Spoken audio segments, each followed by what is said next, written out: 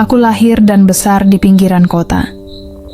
Lingkungan kami bukan lingkungan yang bisa disebut sepi, tapi juga tidak bisa dibilang sibuk.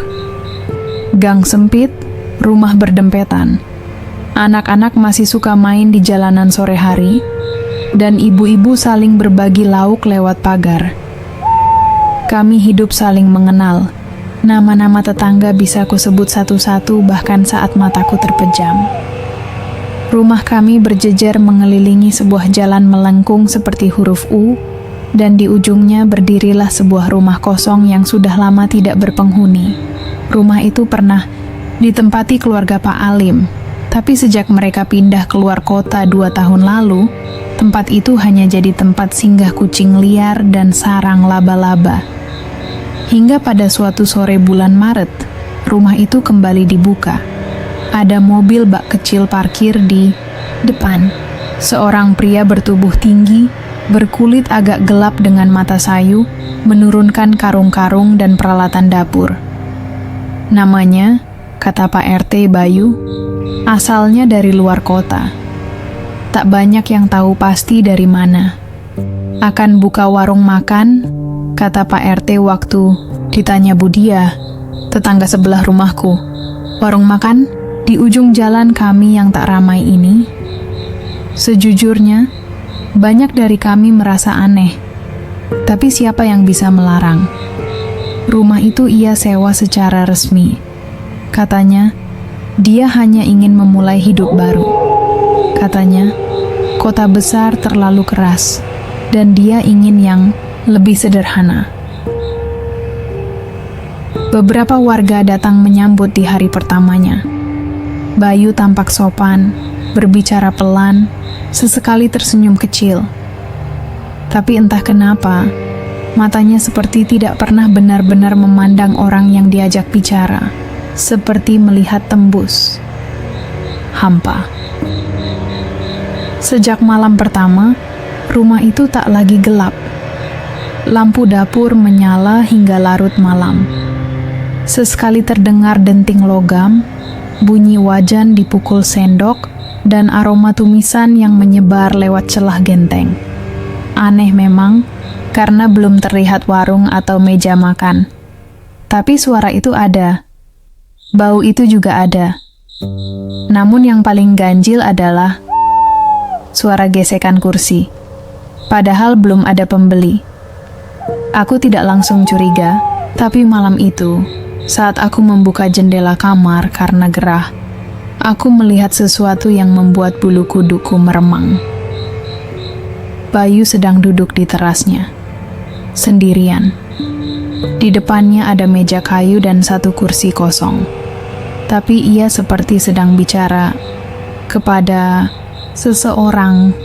Aku tak bisa dengar jelas apa yang ia ucapkan. Hanya kalimat pendek, seperti bisikan, atau barangkali semacam doa, tapi wajahnya berubah. Matanya menatap lurus ke kursi kosong di depannya, seperti tengah mendengarkan seseorang membalas ucapannya.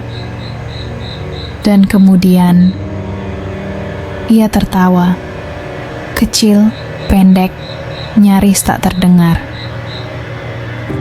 Lalu lampu dapurnya padam, dan rumah itu kembali sunyi. Yang membuat kami heran, warung Bayu, yang awalnya hanya disebut-sebut akan dibuka, tiba-tiba langsung ramai. Padahal, tidak ada pelang nama. Tidak ada kursi untuk makan di tempat. Tidak ada spanduk, tidak ada promosi. Bahkan, kami semua tidak pernah melihat jelas kapan tepatnya warung itu mulai beroperasi. Tapi sejak hari ketiga ia tinggal di rumah itu, setiap malam, selalu ada orang berdatangan. Mobil berhenti di depan gang, motor parkir berjajar. Orang-orang datang dalam diam, membeli dalam diam, dan pergi dengan cepat. Dan anehnya, mereka bukan wajah-wajah yang kami kenal. Warga sekitar nyaris tidak ada yang ikut membeli, tapi jumlah pembeli terus bertambah. Bayu hanya buka mulai pukul 9 malam hingga lewat tengah malam, dan hanya menjual satu jenis makanan, nasi goreng. Bukan nasi goreng spesial, bukan yang pakai telur mata sapi atau sosis. Hanya sepiring nasi goreng biasa. Tapi, aromanya luar biasa menyengat. Menusuk. Bukan wangi sedap yang bikin lapar, tapi lebih seperti kemenyan yang terbakar, bercampur bawang goreng yang gosong. Setiap kali angin berembus dari arah rumah Bayu, baunya ikut terbawa. Ada yang bilang itu aroma rempah rahasia, ada pula yang berbisik. Aroma itu mengingatkan mereka pada ruangan jenazah di rumah sakit. Budia, tetanggaku, pernah lewat depan warungnya tengah malam. Ia bilang melihat asap dari dapur Bayu tidak naik ke atas, melainkan mengalir ke tanah. Menyusuri halaman, seperti kabut tipis yang mencari jalan pulang. Aku sendiri belum pernah mencoba makanannya, tapi pernah mendengar seseorang yang baru keluar dari rumah Bayu bergumam sambil menahan air liur. Nasinya enak banget, tapi habis makan, aku susah tidur. Rasanya kayak mimpi tapi sadar. Orang-orang yang datang selalu terlihat tergesa. Tidak ada yang berbicara dengan Bayu lebih dari 1 menit. Mereka seperti tahu persis apa yang harus dilakukan.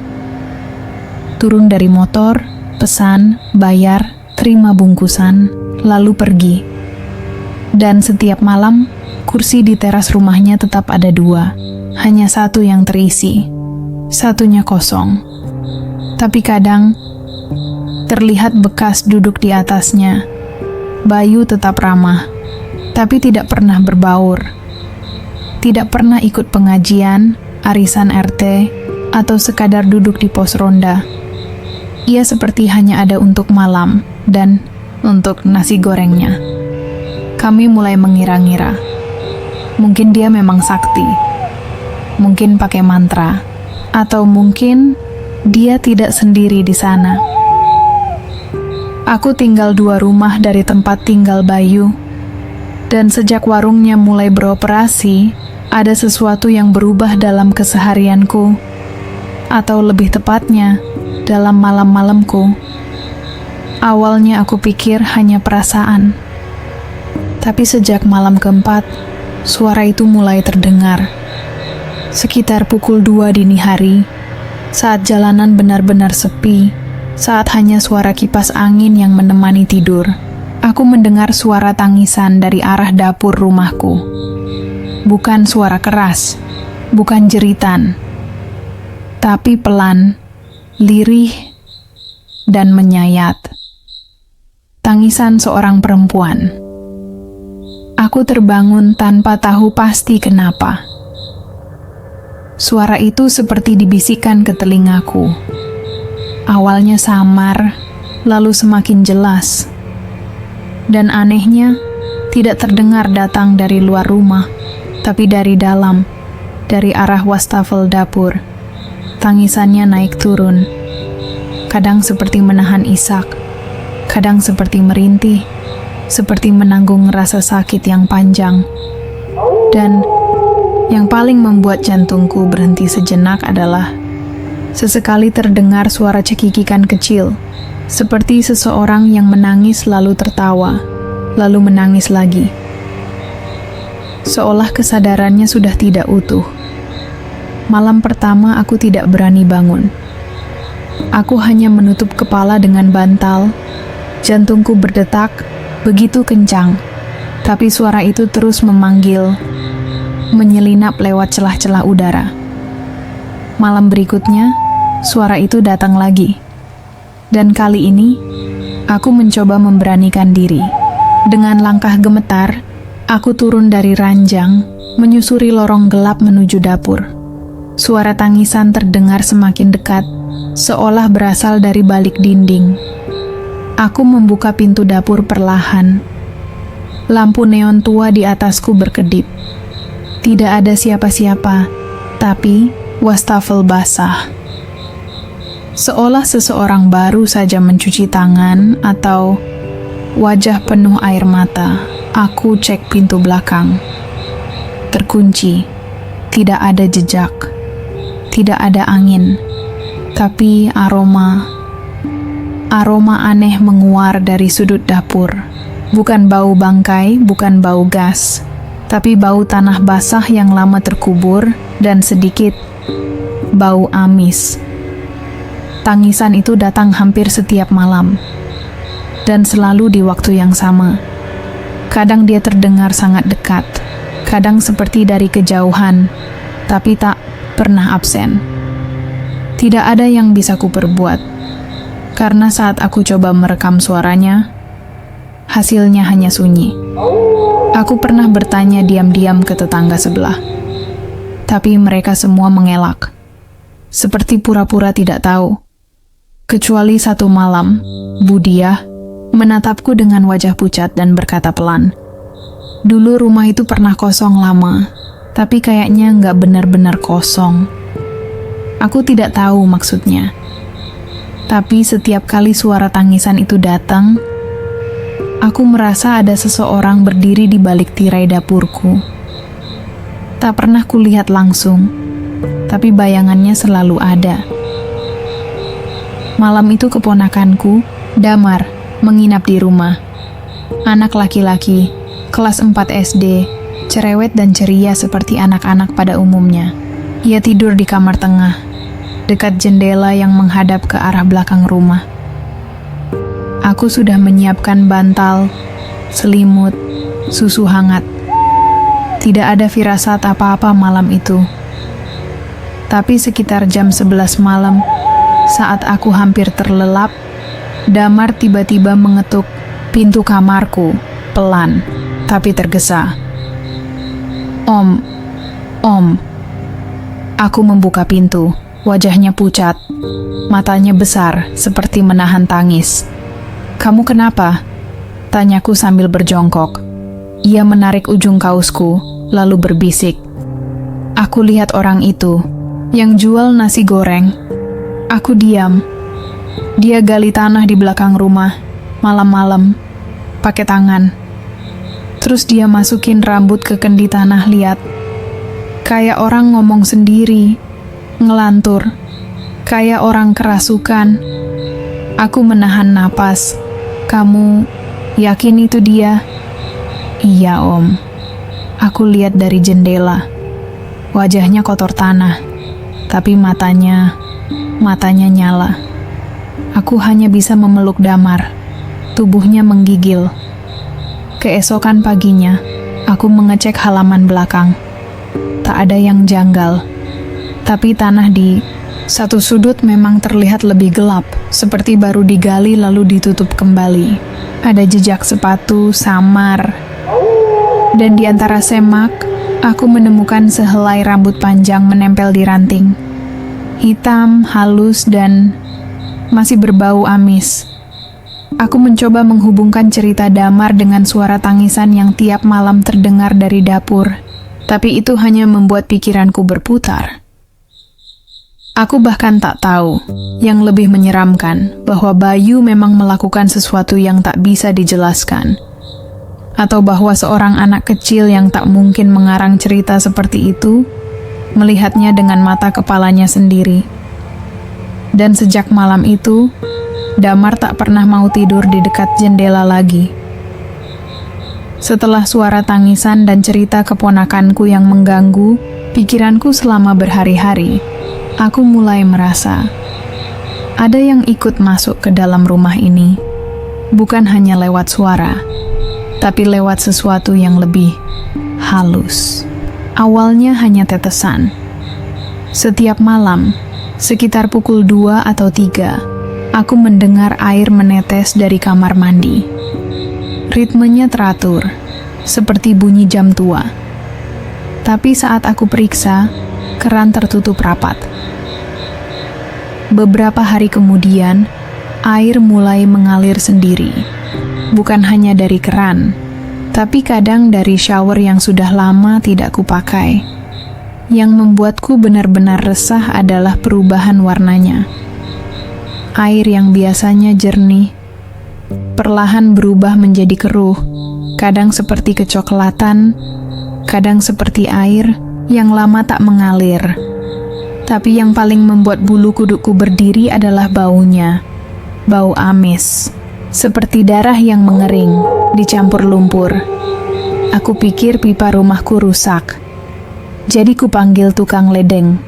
Mereka datang pagi-pagi, membongkar beberapa sambungan, membuka pipa utama. Setelah 1 jam mereka memeriksa, salah satu dari mereka berkata sambil mengernyit, "Pipanya bersih, Pak. Nggak ada masalah apa-apa. Air juga normal. Mungkin sumbernya bukan dari pipa." Aku hanya mengangguk, tapi hatiku mulai bergolak. Kalau bukan dari pipa, dari mana? Malamnya, gangguan itu kembali. Aku sempat tertidur sebentar di sofa ruang tamu saat suara air seperti menyala sendiri lagi. Kali ini bukan hanya suara. Ada percikan, seperti seseorang sedang mencuci tangan dengan kasar. Aku bangkit, berjalan pelan ke kamar mandi. Pintu tertutup, tapi dari dalam terdengar gemericik halus. Aku dorong pintunya pelan-pelan. Keran menyala, penuh, air menyembur deras ke wastafel. Dan di cermin, ada embun, padahal udara dingin malam belum cukup untuk membentuknya. Aku dekati pelan. Di permukaan cermin yang buram itu, samar-samar, ada bekas goresan jari. Seperti seseorang yang mencoba menulis atau mengusap dari dalam kaca. Aku hapus embunnya. Tak ada apa-apa. Tapi saat aku memutar badan hendak keluar, dari sudut mata, aku melihat bayangan gelap berdiri diam di pojok ruangan. Bukan siluet, bukan pantulan, tapi sesuatu. Aku refleks menyalakan lampu lebih terang. Kosong. Hanya suara air mengalir. Setelah malam itu, aku selalu mematikan aliran air dari luar rumah. Tapi tetap saja, keran bisa menyala sendiri. Dan tiap pagi, bau amis itu kembali. Entah kenapa aku merasa air itu bukan sekadar air. Seperti perantara. Beberapa minggu setelah Bayu membuka warungnya, ada perubahan aneh di lingkungan kecil kami. Bukan perubahan besar yang langsung terlihat, tapi perlahan, seperti sesuatu yang merayap pelan, tanpa suara. Satu persatu warung makan lain mulai tutup.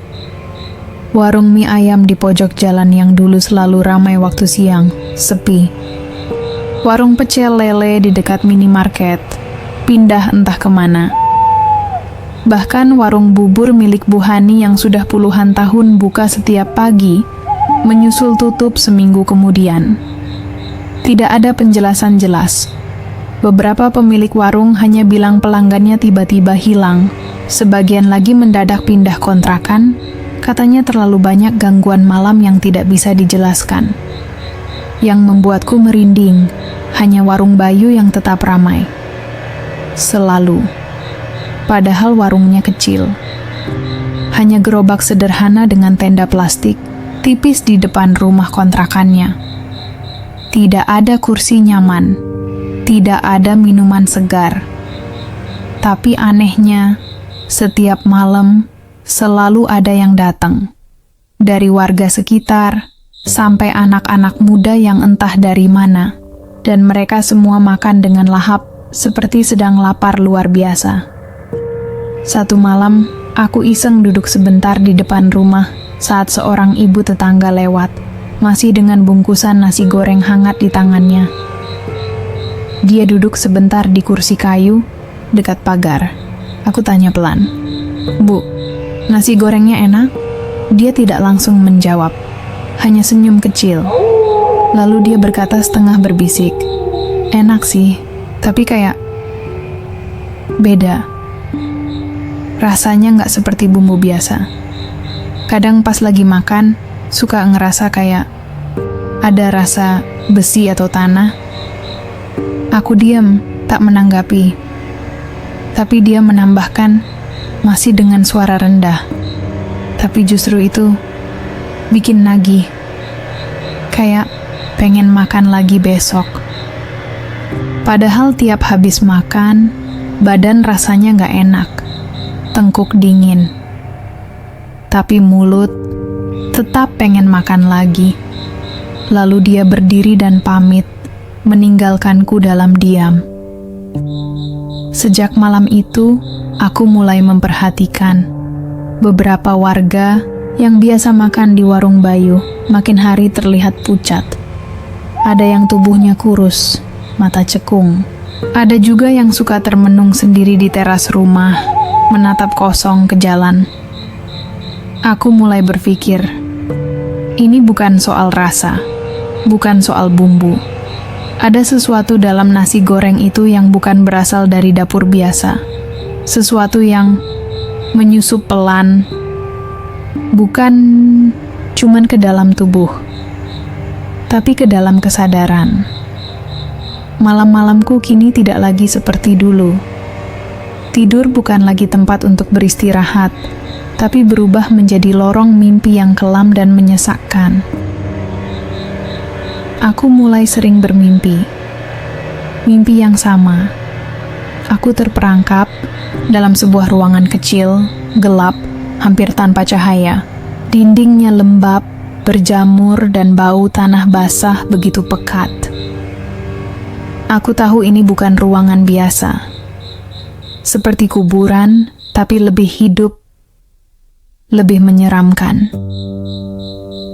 Di sudut ruangan itu, ada sosok perempuan duduk dengan kepala dibungkus kain putih lusuh yang sudah kotor dan sobek di beberapa bagian. Mulutnya terbuka lebar, seolah hendak berkata sesuatu, tapi suaranya serak dan terputus-putus. Aku mendekat, takut tapi tertarik. Dia membuka mulutnya, dan dengan suara yang berat dan bergetar, ia berkata, "Kau tinggal di tanah yang diikat. Kau takkan lepas selagi tali itu mengikat." Aku mencoba bertanya, tapi suaraku tercekat. Perempuan itu kemudian mengangkat kepalanya sedikit, memperlihatkan sekelumit wajahnya yang pucat dan penuh luka. Lalu tiba-tiba, ruangan itu mulai bergetar, seperti tanah yang akan runtuh. Aku berusaha keluar, tapi pintu terkunci rapat. Suara tanah yang digali, suara bisikan yang tak jelas, mengisi kepalaku. Aku bangun dengan napas tersengal, jantung berdebar tak karuan, dan keringat dingin membasahi seluruh tubuh. Pesan itu masih terngiang di telinga. Kau tinggal di tanah yang diikat. Aku sadar, mimpi itu bukan sekadar mimpi. Ada sesuatu yang mengikatku dengan tempat ini. Sesuatu yang belum aku pahami sepenuhnya. Dan aku takut mimpi itu bukan hanya peringatan, tapi janji. Pagi itu aku terbangun seperti biasa. Tapi sesuatu langsung menusuk indera penciumanku. Bau yang asing, tapi sangat kuat. Aku keluar ke halaman belakang untuk menjemur pakaian, dan di sana, menggantung di tali jemuranku, ada sehelai kain putih. Aku tinggal sendiri. Aku tahu jelas, itu bukan milikku. Kain itu panjang, lusuh, berbau tanah, basah dan sesuatu yang lebih mengerikan. Seperti bau darah yang samar namun tak bisa disangkal. Aku coba menurunkannya dan membuangnya jauh ke semak-semak, berharap itu berakhir di sana. Tapi keesokan harinya, kain itu muncul lagi. Lebih tebal, lebih basah. Aku tidak berani bertanya pada tetangga. Mereka mulai menjaga jarak, dan ada ketakutan yang tersirat di mata mereka. Hari-hari berikutnya, kain putih itu selalu muncul di jemuranku. Kadang terlihat lebih kusam, kadang ada noda coklat yang seperti darah kering. Satu malam, aku berani mengambil kain itu dengan sarung tangan plastik. Saat kupegang, dingin menjalar ke seluruh tangan. Aku mendengar suara pelan, seperti isakan perempuan dari arah angin yang berhembus. Aku meletakkan kain itu kembali ke jemuran, tapi kini sudah terlalu terlambat. Sejak saat itu aku merasa selalu diawasi. Seperti kain itu bukan hanya benda, tapi pesan. Malam itu, rasa penasaran dan ketakutanku mencapai puncak.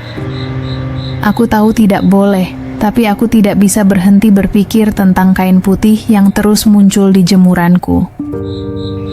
Aku memutuskan untuk melihat langsung ke warung Bayu dari balik pagar rumahku yang memang tak jauh dari warungnya. Angin malam yang dingin membawa aroma kemenyan dan bawang goreng yang tajam, bercampur bau tanah basah yang aneh. Dapur warung itu hanya diterangi oleh cahaya remang-remang dari lampu, minyak yang digantung rendah. Aku mengintip dari celah pagar yang berkarat. Di balik asap yang mengepul dari wajan, aku melihat sesuatu yang membuat napasku terhenti. Ada sosok perempuan. Pucat sekali, seperti hampir tanpa darah. Dia berdiri di pojok ruangan, menunduk. Lehernya terbalut kain putih yang sama, seperti yang aku temukan di jemuran. Tangannya menggenggam, kain itu erat, seolah mencoba menahannya agar tidak lepas. Matanya tertutup, tapi dari alis dan bibirnya yang gemetar, aku tahu dia menangis. Suara tangisan itu pelan, hampir seperti isakan yang tersedak-sedak. Sesaat kemudian, sosok itu menoleh ke arah dapur, lalu perlahan mengangkat wajahnya. Matanya merah menyala, tatapannya kosong namun menusuk. Aku terpaku, tubuhku kaku. Saat itu juga asap dari wajan seolah berubah menjadi kabut pekat, menyelimuti sosok perempuan itu, lalu dia perlahan menghilang, seperti menguap ke udara malam. Aku terdiam, tak mampu bergerak. Jantungku berdegup kencang, dan aku tahu aku sedang menyaksikan sesuatu yang bukan untuk kulihat. Setelah kejadian malam itu, aku merasa beban di dadaku semakin berat. Aku tahu harus mencari jawaban, dan satu-satunya yang aku percaya untuk cerita macam ini adalah kakekku. Kakek, pria tua yang tinggal di ujung jalan, dikenal sebagai orang bijak yang paham cerita-cerita lama kampung. Aku duduk di depan rumahnya, sementara angin malam berhembus pelan, membelai dedaunan kering di halaman. Aku mulai bercerita tentang sosok perempuan di dapur Bayu, tentang kain putih yang terus muncul di jemuranku, dan tentang mimpi-mimpi yang menghantui tidurku. Kakek menatapku dengan mata teduh, lalu menghela napas panjang. Dengan suara rendah, pelan tapi berat, ia mulai bercerita. Dulu, bertahun-tahun yang lalu, ada seorang perempuan muda. Dia dipermainkan janji, dikhianati orang yang dipercaya. Hatinya patah, dan akhirnya dia meninggal dalam keadaan yang tragis. Tubuhnya dibawa pergi, tapi anehnya, ketika jenazahnya ditemukan tetap suci. Tidak ada luka luar yang biasa ditemukan pada korban seperti itu. Aku terdiam, takjub sekaligus takut. Kakek melanjutkan, tapi ada yang lebih mengerikan. Sebagian dari tubuhnya diambil, bukan untuk dimakamkan, tapi untuk masak. Entah apa maksudnya. Tapi katanya dulu ada orang yang membuat makanan dari bagian tubuh korban. Mereka percaya bisa dapat kekuatan atau sesuatu yang lain. Kakek menatapku dengan tajam, seperti memperingatkan. Dan sekarang, yang kau alami, mungkin sejarah itu terulang. Ada sesuatu yang belum selesai. Sesuatu yang mengikat tanah ini dan roh yang terluka itu. Aku menghela napas, merasakan dingin yang menusuk dari ujung kepala sampai ujung kaki. Cerita kakek itu bukan sekadar dongeng, itu adalah peringatan. Malam itu, saat aku hampir terlena dengan segala kegelisahan yang menyesakan, tiba-tiba pintu rumahku diketuk pelan. Aku membuka pintu dan di sana berdiri seorang perempuan yang tidak kukenal. Wajahnya pucat dan matanya cekung, tubuhnya gemetar seperti terserang demam. Dia memperkenalkan diri sebagai istri Bayu. Tanpa banyak basa-basi, dia melangkah masuk dan duduk di kursi tamuku, masih dengan napas terengah-engah. Dengan suara yang hampir berbisik, dia mulai bercerita. Aku sudah lama hidup dalam ketakutan, tapi tidak berani bicara. Bayu, dia menyimpan sesuatu di dapur warungnya, di sebuah periuk tanah yang tua. Di dalam periuk itu, ada tali putih dan gumpalan yang aneh, seperti bahan yang sulit kulukiskan. Aku mendengarkan dengan penuh perhatian. Perempuan itu melanjutkan dengan suara bergetar. Dia bilang padaku, kalau periuk itu pecah, aku mati. Aku tidak mengerti apa maksudnya. Tapi sejak periuk itu ada, aku merasa rumah kami bukan lagi tempat yang aman. Setiap malam aku mendengar suara-suara aneh, bisikan, dan kadang Bayu pergi keluar tanpa kabar. Matanya menatap kosong, penuh ketakutan. Aku merasakan dingin merayap ke seluruh tubuh. Wanita itu lalu bangkit dan berkata dengan nada mendesak, "Kau harus berhati-hati. Jangan sampai periuk itu pecah. Kalau tidak, aku takut bukan hanya Bayu yang akan lenyap, tapi sesuatu yang lebih buruk akan terjadi pada kita semua." Dia pergi setelah itu, meninggalkanku dalam hening yang semakin menyesakkan. Malam itu berbeda dari biasanya. Aku keluar rumah sebentar, hendak mengambil udara segar, tapi yang kutemukan justru suasana yang aneh, sangat aneh. Lingkungan di sekitar rumah mendadak sunyi, sunyi sekali. Tidak ada suara kendaraan lewat, tidak ada suara televisi dari rumah tetangga. Bahkan jangkrik yang biasanya mengisi malam, tiba-tiba hilang. Seolah waktu membeku. Aku berdiri terpaku, mencoba menyesuaikan diri dengan keheningan yang menyesakan itu. Lalu, dari kejauhan, datang suara. Suara perempuan. Suaranya lembut, tapi seram. Dia melantunkan sebuah nyanyian yang asing, penuh nada panjang dan nada patah, seolah menyanyikan lagu duka dari dunia lain. Suara itu berasal dari warung Bayu. Aku menoleh ke arah warung, yang biasanya selalu ramai di malam hari. Tapi malam itu, hanya terlihat cahaya remang-remang yang bergoyang-goyang, seolah digerakkan oleh angin gaib. Nyanyian itu terus berulang, menembus keheningan yang pekat. Semua yang kudengar hanyalah suara itu. Seiring lagu itu terdengar, bulu kudukku berdiri, seolah ada sesuatu yang tengah dipanggil, sesuatu yang terperangkap, sesuatu yang menunggu. Malam itu aku tahu, keganjilan ini bukan kebetulan. Malam itu aku sudah hampir tidur ketika terdengar suara aneh di depan rumah. Pintu depan seperti digaruk-garuk, seperti ada sesuatu yang mencoba masuk. Aku bangun dengan hati berdebar, membuka pintu dengan perlahan. Namun, yang kulihat hanya gelap dan sepi, tidak ada seorang pun.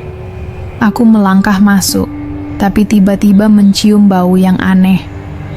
Bau daun pisang terbakar menusuk hidung, mengingatkanku pada upacara adat, tapi kali ini terasa menyeramkan. Saat aku menyalakan lampu dan masuk ke kamar, cermin di dinding. seketika itu juga pecah berkeping-keping tanpa sebab. Suara pecahan kaca bergema dalam keheningan.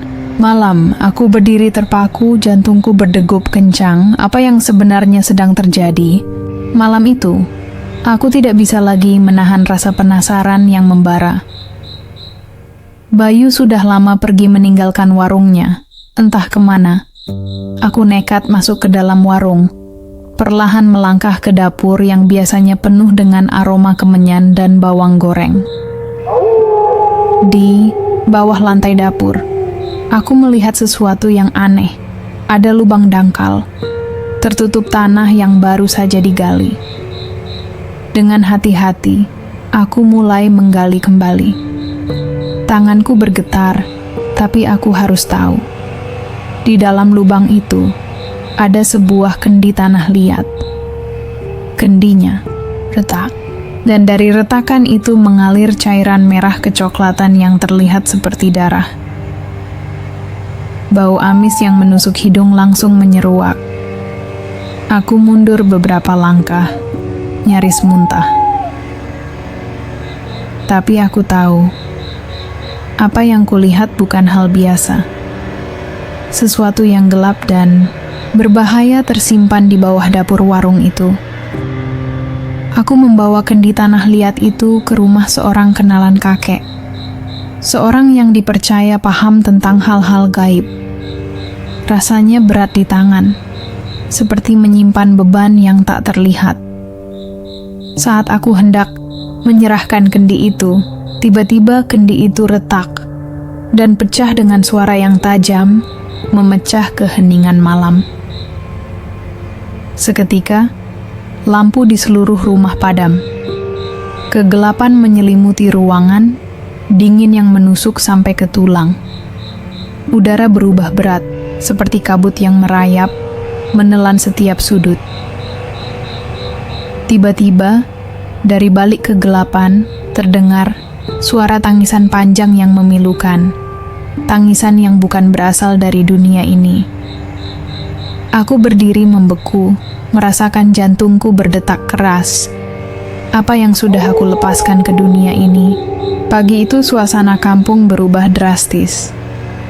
Beberapa anak-anak yang biasanya ceria dan riang, tiba-tiba menjadi histeris tanpa sebab yang jelas.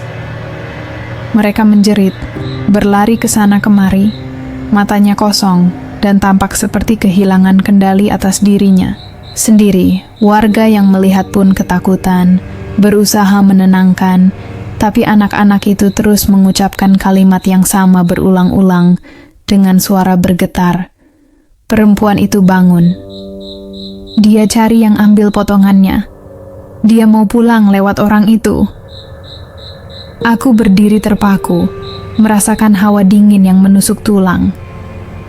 Kata-kata itu begitu jelas, seolah-olah roh perempuan yang selama ini diselimuti misteri itu sedang memperingatkan sesuatu. Suasana jadi semakin mencekam. Aku tahu, ini bukan lagi sekadar cerita, ini nyata, dan aku harus siap menghadapi apapun yang akan datang. Ketegangan di kampung semakin memuncak. Warga yang takut tapi juga marah mulai mendatangi warung Bayu.